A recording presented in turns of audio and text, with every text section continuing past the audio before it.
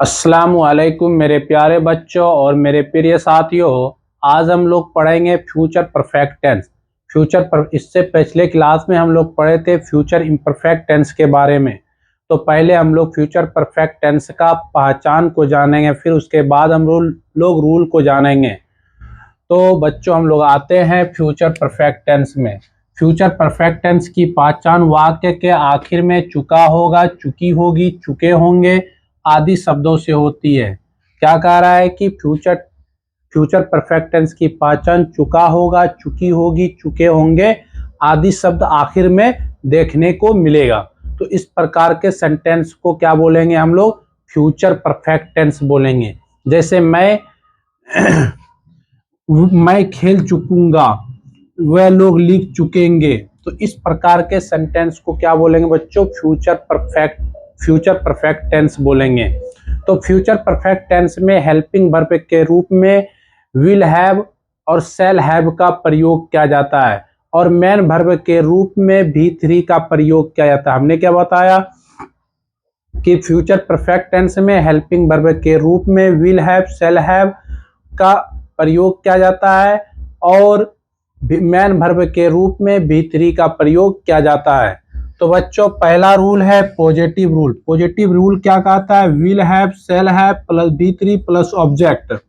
मैं खेल चुकूंगा, तो इसका क्या बनेगा? I shall have played. I shall have played. I तुम्हारा सब्जेक्ट हो गया, शैल तुम्हारा हेल्पिंग वर्ब हो गया। नियम कहता है कि हैव का भी प्रयोग करना है, तो यह भी हेल्पिंग वर्ब में ही आएगा।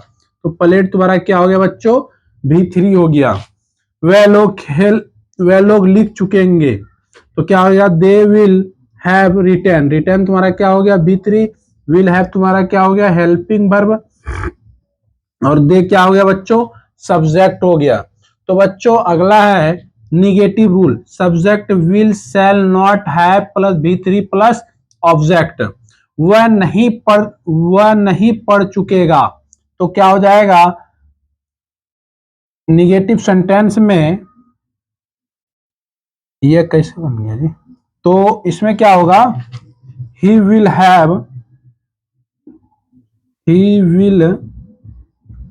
नॉट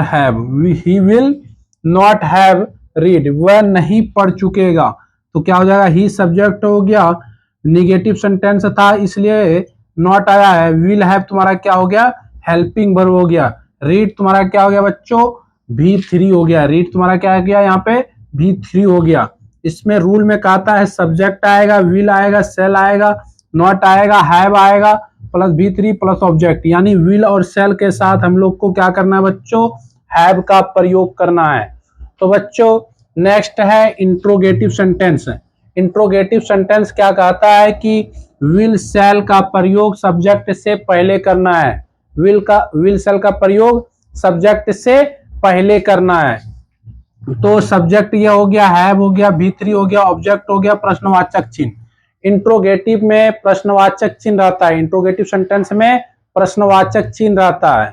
तो बच्चों जैसे विल और सेल सब्जेक्ट से पहले आएगा, यानी इंट्रोगेटिव सेंटेंस में विल और सेल सब्जेक्ट से पहले आएगा और फिर उसमें यह फ्यूचर परफेक्ट टेंस है तो उसके बाद हैव का प्रयोग करेंगे, इसके बाद भी थ्री का प्रयोग करेंगे, उसके बाद ऑब्जेक्ट का, उसके बाद प्रश्नवाचक चिन्ह का। जैसे में लिखा हुआ है क्या वह पढ़ चुकेगा, तो क्या हो जाएगा? Will he have read.